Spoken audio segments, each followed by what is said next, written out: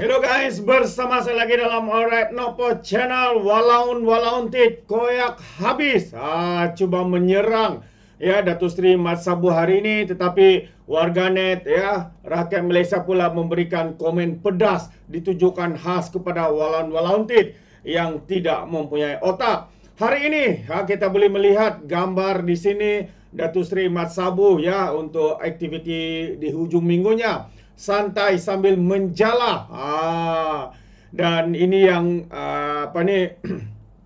walaun tit kepanasan, dan akhirnya akhirnya warganet yang memberikan jawapan balas kepada kritikan daripada walaun tit. Katanya menjala saja, bukan karaoke sampai subuh. Mungkin itu antara kenyataan daripada warganet. Jadi menarik ya untuk saya kongsikan bagaimana walaun dikatakan koyak menjala saja pun bukan berkaraoke tengah malam.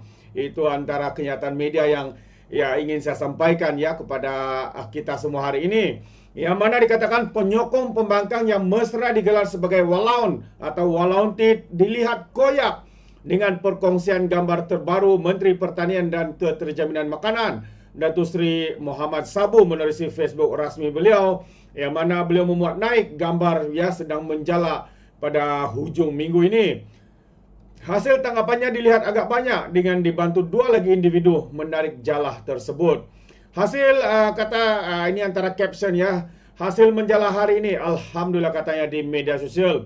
Walau bagaimanapun, walaun macam biasa meninggalkan komentar negatif sehingga terlupa aksi melampau pemimpin Perikatan Nasional berkaraoke dengan perempuan.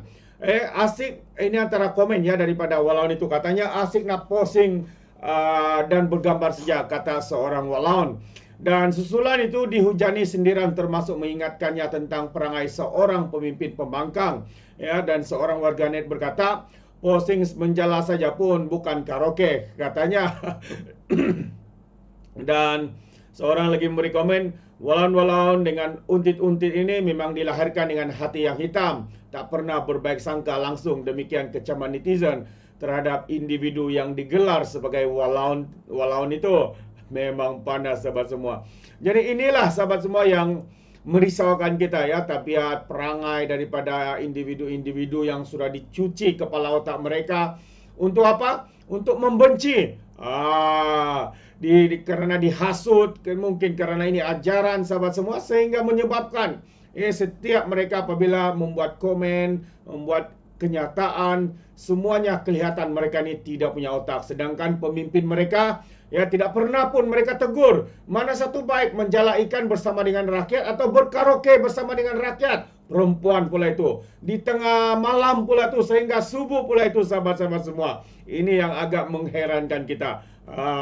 Pemimpin mereka buat macam-macam, mereka pula kunci mulut. Apabila pemimpin kerajaan hari ini menjala ikan saja, sudah di komen dengan komen-komen negatif sebegitu rupa. Memang sangat layaklah ya mereka ini digelar sebagai walaun tit. Itu dia. Jadi dalam masa yang sama saya ingin juga mau memberikan perkongsian ya berkaitan dengan update perkembangan berkaitan dengan rumah MP Beruas yang telah dilempar, dikatakan dilempar sebuah bom botol. Dan hari ini sedikit perkembangan ya daripada media yang saya kongsikan bersama dengan kita, yang dikatakan polis ya suspek kes khianat rumah dipercayai menggunakan petrol. Jadi itu antara kenyataan daripada pihak polis.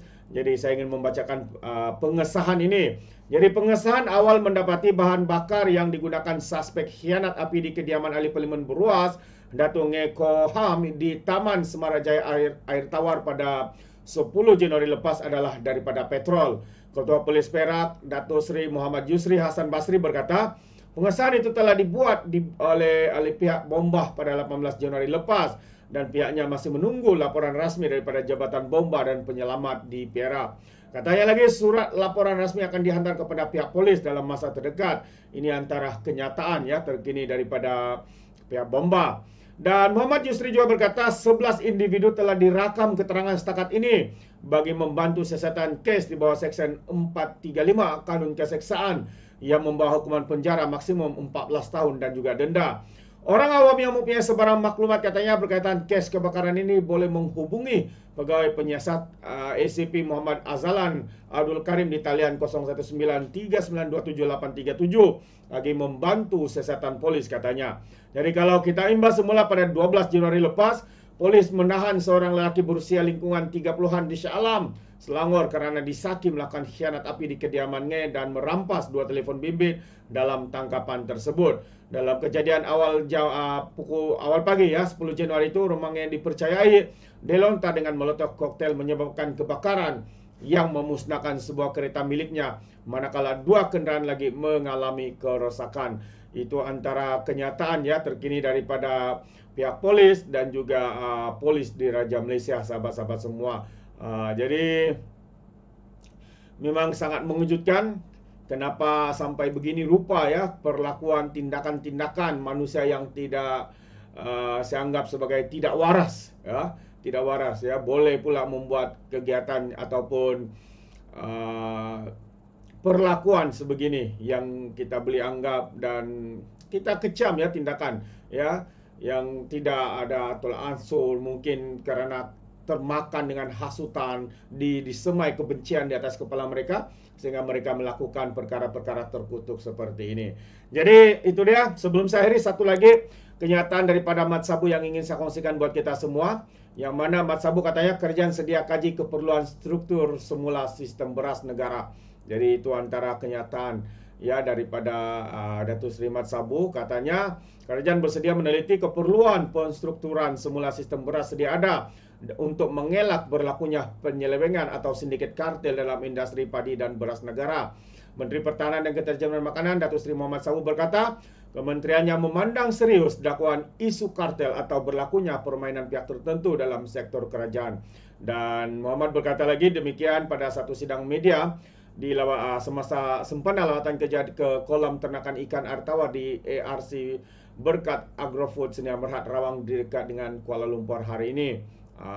Jadi apa sebenarnya yang berlaku? Jadi sebelum ini Persatuan Beras Bumi Putra Malaysia mendakwa wujud permainan tertentu di dalam padi beras nasional Berhad atau Bernas, selain mendakwa isu kartel kemungkinan benar-benar berlaku. Itu antara kenyataan daripada Presiden yaitu Barim Ismail Awang ya, yang dilapor berkata ahli persatuan itu tidak mendapat bekalan beras tempatan daripada Bernas kerana dikatakan tiada stok. Sebaliknya, sebahagian besar pasar raya mendapat bekalan berkenaan. Datuk Seri Mat Sabu berkata beberapa isu berkaitan industri itu masih dalam perbincangan antara Suruhanjaya Persaingan Malaysia dan dengan pejabat kawal selia padi dan beras. Itu antara update ya ataupun respon daripada Datuk Seri Mat Sabu, sahabat-sahabat semua. Terbaik. Jadi itu dia hangat ya bagaimana Walan Tit dibalun oleh warganet kerana cuba menyerang apa yang dilakukan oleh Datuk Seri Mat Sabu. Akhirnya mereka pula kena batang hidung sendiri apabila diingatkan ya pemimpin-pemimpin mereka berkaraoke bersama perempuan sampai tengah malam sampai subuh, tapi tidak pun ditegur oleh Walan Tit ini. Inilah sikap hipokrit mereka, sahabat-sahabat semua. Itu pandangan saya. Bagaimana dengan Anda? Anda boleh berikan komen Anda di dalam ruangan komen. Jadi terima kasih. Izinkan saya untuk mengundurkan diri dan seperti biasa peribahasa mengatakan tapapun kangkap 2 ton keinginan. Dalam bahasa Melayunya tepuk dada tanya selera. Sekian daripada Alright Nampak Channel. Kita berjumpa lagi. Bye bye.